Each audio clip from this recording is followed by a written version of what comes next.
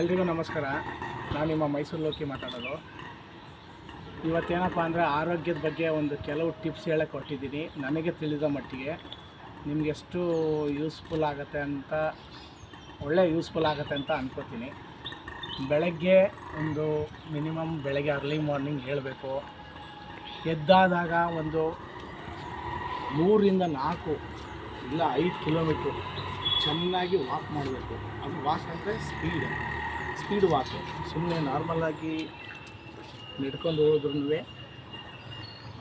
Effect ಬೀಳಲ್ಲ. ಒಂದು ಸ್ಪೀಡಾಗಿ walk ಮಾಡಬೇಕು. ಅದಾದಮೇಲೆ ಒಂದು ಲೋಟ ಬಿಸಿನೀರು, ಸ್ವಲ್ಪ ನಿಂಬೆಹಣ್ಣು ಹಿಂಡ್ಕೊಂಡು ಕುಡಿದ್ರು ಗ್ಯಾಸ್ಟ್ರಿಕ್ ಅವರಿಗೆ ಅದು ಒಳ್ಳೆಯದು.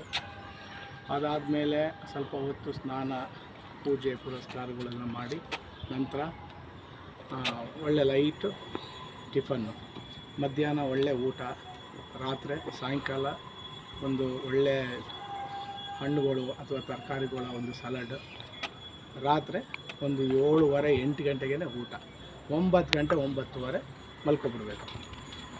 ಇದು ನನ್ನ ದಿನಚರಿ. ಈ ಟಿಪ್ಸ್ನ ಫಾಲೋ ಮಾಡಿ. ನನಗೂ ತುಂಬ ಹೊಟ್ಟೆ ಇತ್ತು ಮೊದಲು.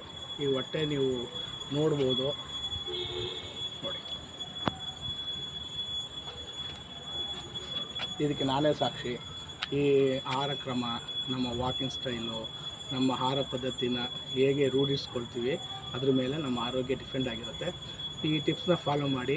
ನೀವು ಈ ಟಿಪ್ಸ್ ಫಾಲೋ ಮಾಡಿ 1 ತಿಂಗಳಲ್ಲಿ ರಿಸಲ್ಟ್ ಬರಲಿಲ್ಲ ಅಂದರೆ ನನಗೆ ಅವಾಗ ಹೇಳಿ.